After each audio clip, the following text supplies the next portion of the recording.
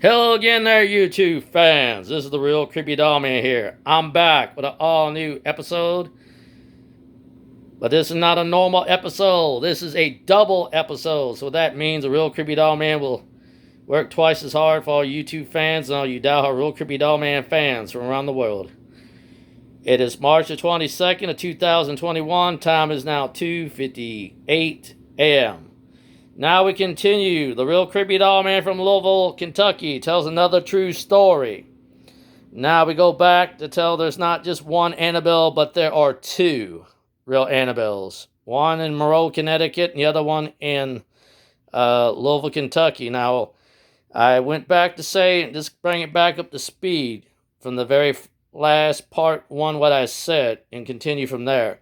That both these young girls had called, one of them called in a media to, bring up the speed that they called a media in to see if there was a spirit attached to the doll of this Raggedy Ann doll.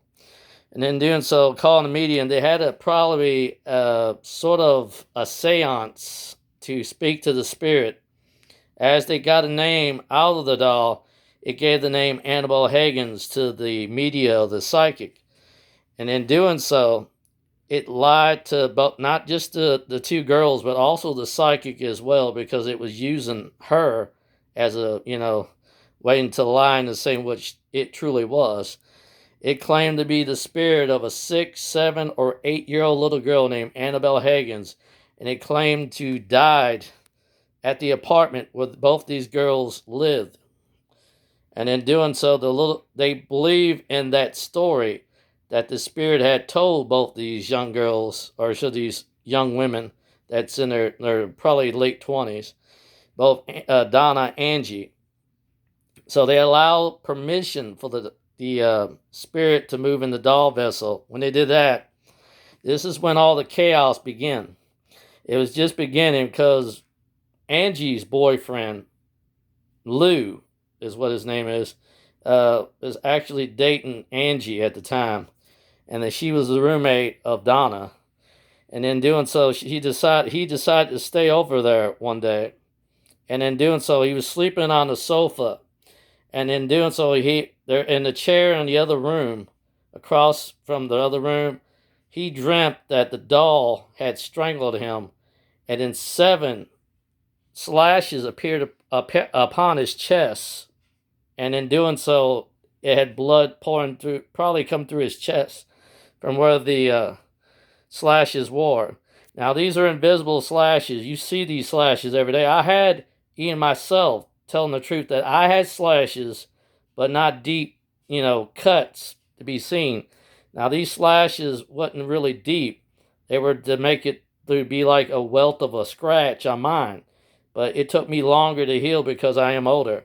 And I can tell you that they do exist, that these type of demonic spirits can, make those type of marks on you. Well, as I said in that, being attacked, this got both the girls scared, and I think they took different shifts.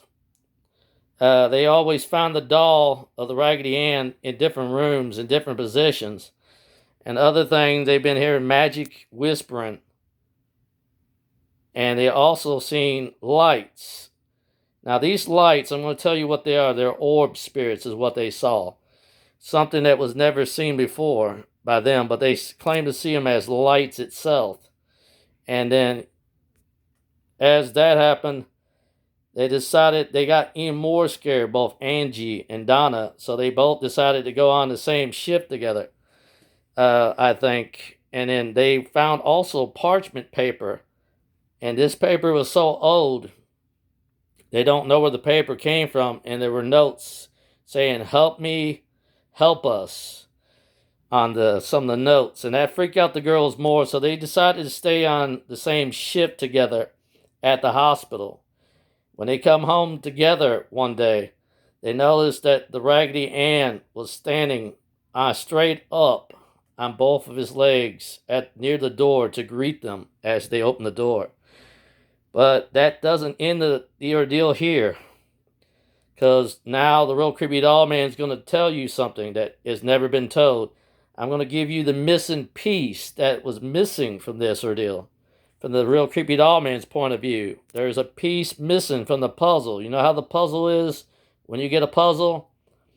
In this puzzle, there's always a missing piece. Now, you might leave it behind in a box and don't realize that piece of the puzzle is still there. Well, the real creepy doll man's going to tell you how this timeline fits in also with me. That the real creepy doll man decided to do this one day. I watched a little bitty clip of a trailer, and I found out it was called The Conjuring. I saw at the very beginning of the episode, they showed the Annabelle doll at the very beginning of that trailer, and then they showed other quick scenes through there. I didn't pay attention to the other scenes real quick because they were going so fast showing it. It lasts about a minute and probably 48 seconds or 2 minutes, and it was over with. Now, I saw that episode, but it didn't get me curious in the real Annabelle until I saw the Annabelle clip from the trailer, but I never did see the movies. And this is true in real life. I never got to see the real movies. I never went to the theater, and I never actually owned the DVD or any of the copyrights, to see it. I did go to the library one day. I decided to look on, on the library website to check and see if this stuff was real. I looked up the Annabelle name and typed up what we call the real Annabelle to see if it was real. In fact, it was real, and both Ed and Lorraine Warner is actually 100% real in real life. Now, this is not some fairy tale.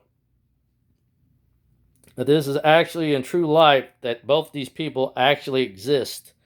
Plus, their son-in-law and their daughter does exist. Plus, in fact, the Warners did probably 1,000 cases or more. I, in fact, did the research on the real Annabelle doll. And I can tell you, it's nothing compared to the movie version. Now, the movie version, they decided to use what we call a porcelain doll and paint it up to look kind of scary. But that's not what the real doll looks like, because the real doll is what the real creepy doll man owns in his hand, but it's a smaller version of a 14 or 16 inch compared to the large one that sits in the Warner's ordeal. Now, this is the real creepy doll man's real Annabelle.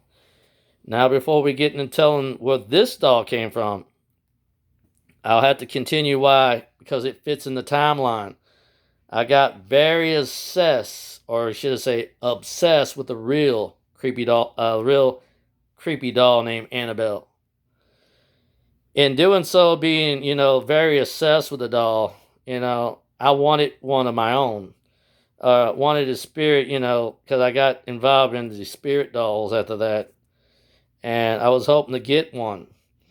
I asked a friend of mine, or should I say the friend of the family we knew. Her name was Sissy.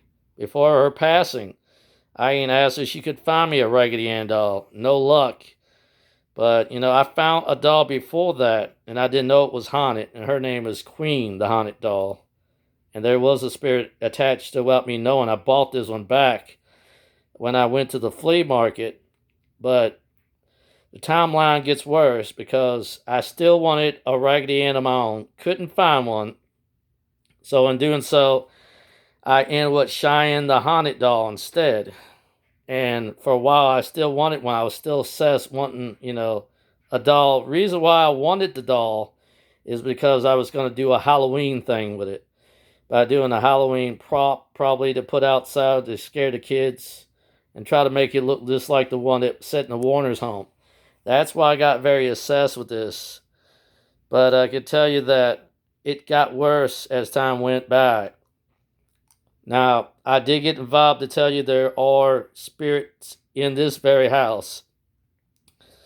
But before I get to where I mentioned where this doll came from, that Cheyenne the haunted doll is the worst of the worst. She is the worst of them all. If there is a scale of 1 to 10, who's the worstest, she would be number 10 on that list at the highest rank because she is the worst of them all.